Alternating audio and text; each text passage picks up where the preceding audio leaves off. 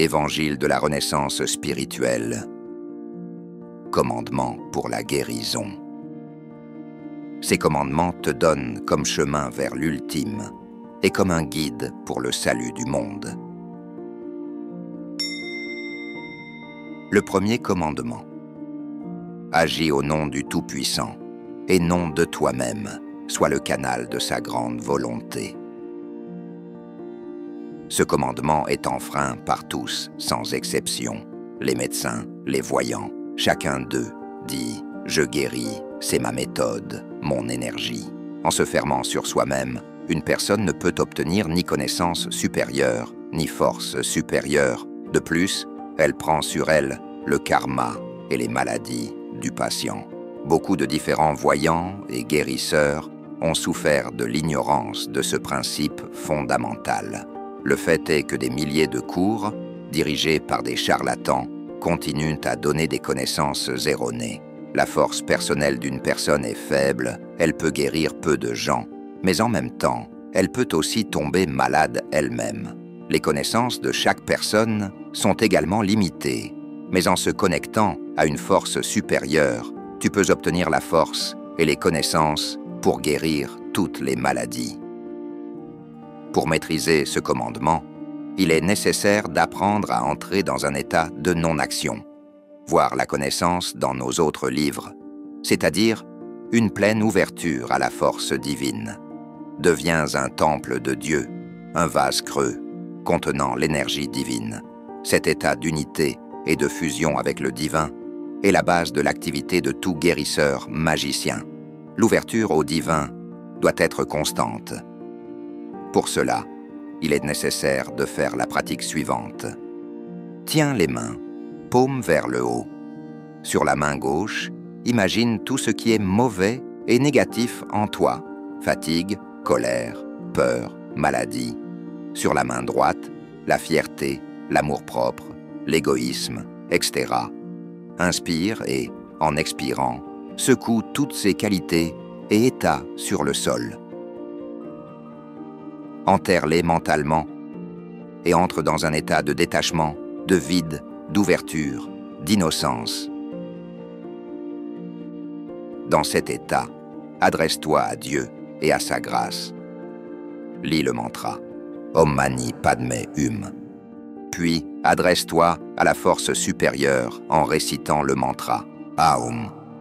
Si tu t'es adressé d'un cœur pur, avec foi, dévotion et espérance, et que la flamme d'un amour respectueux s'est enflammée en toi, alors tu sentiras comment un flux de grande grâce, de lumière et de connaissance descend sur toi, ainsi que la présence de la grande paix de l'œil spirituel, omnivoyant, qui pénétrera tout ton être.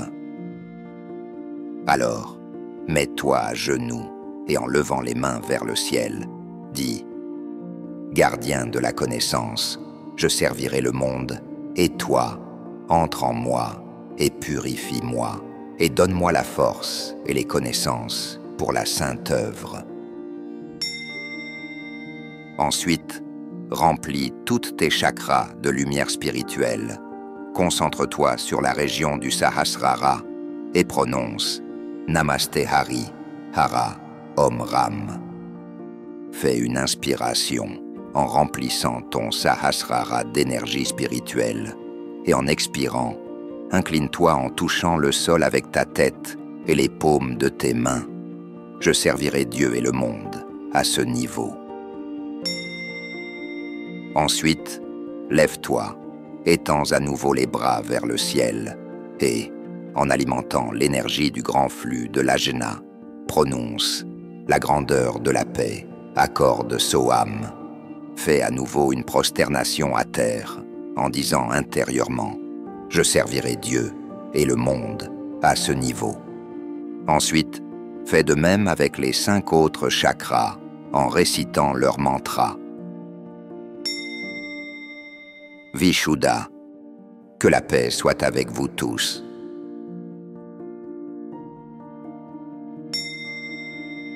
Anahata, que le bonheur soit avec toutes les créatures.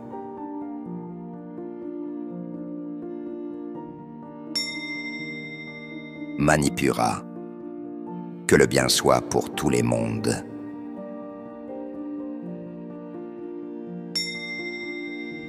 Svadhisthana. Que la joie soit avec tous les êtres.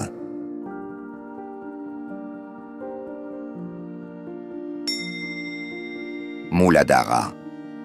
Que la chance soit dans toutes les affaires. Après cela, remercie la force divine et le gardien de la connaissance pour leur aide et leur soutien et, étant dans un état élevé, commence d'autres pratiques. Le deuxième commandement.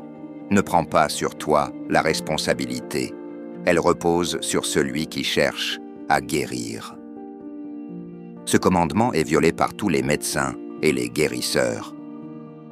Ils disent qu'ils vont guérir maintenant, alors qu'ils devraient dire « Je t'aiderai si tu t'aides toi-même ». Si le patient est inerte et attend que quelqu'un le libère de sa maladie, sans aucun effort et sans foi de sa part, il ne guérira jamais. Souviens-toi que le guérisseur ou le médecin aide seulement et ne prend pas sur lui le karma des autres. Sinon il tombera malade lui-même et l'aide sera temporaire. Par conséquent, quand un patient vient voir un guérisseur, il faut avant tout lui conseiller de changer son mode de vie, sa relation avec lui-même, de travailler et de s'améliorer. De plus, il est souhaitable que le patient commence à s'engager dans son développement spirituel, à suivre des cours en ligne avec des maîtres spirituels, à assister à des séances dans sa ville et à pratiquer des exercices spirituels quotidiens.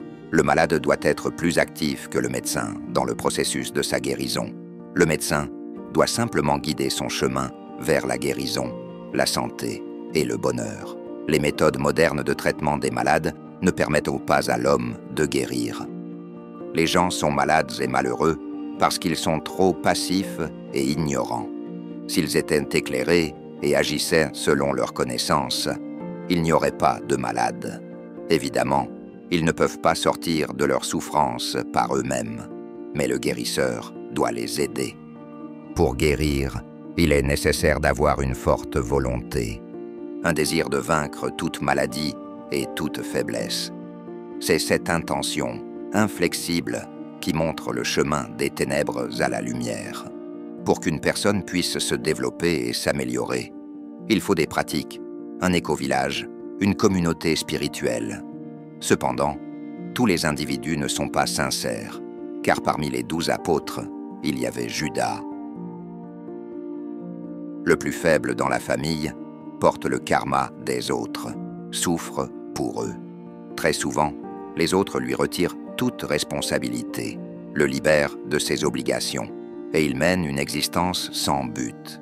Plus la responsabilité est grande et élevée, mieux c'est pour la personne. Chaque action doit être effectuée sans s'attacher au résultat et en la consacrant à Dieu. Plus une personne se décharge de sa responsabilité et baisse les bras, pire c'est pour elle.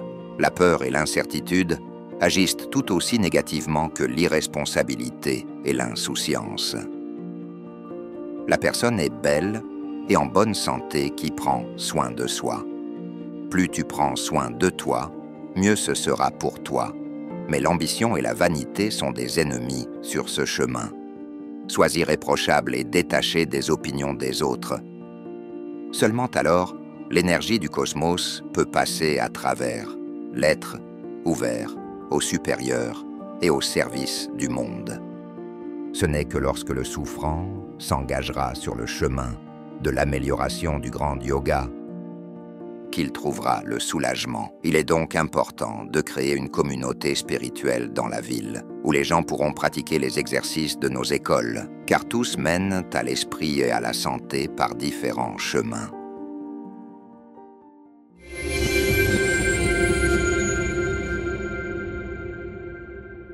Pendant cette période extrême, où le destin de la planète entière est en jeu, il est très important que la connaissance des anges et des esprits de lumière se propage le plus rapidement possible à travers le monde et atteigne des milliers de personnes. De cette façon, nous pouvons changer l'avenir de toute l'humanité. Alors nous nous tournons vers toi, chère âme de lumière. Partage la connaissance concernant nos livres sages et nos films. Partage les liens vers des vidéos ou des dessins animés. Tout cela est disponible et gratuit. Invite les femmes à des pratiques individuelles, des webinaires et des séminaires. Et le grand esprit de lumière t'aidera, à toi et à ta famille, en dirigeant une énorme quantité d'énergie pour réaliser tous tes désirs. Les esprits lumineux et les anges t'aideront, à toi et tes proches dans tous les domaines. Le fil de la lumière et de l'amour de ton cœur atteint le cœur des femmes en recherche.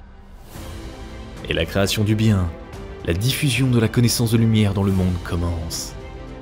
Rejoins cette mission de lumière. Aide les gens et Dieu t'aidera.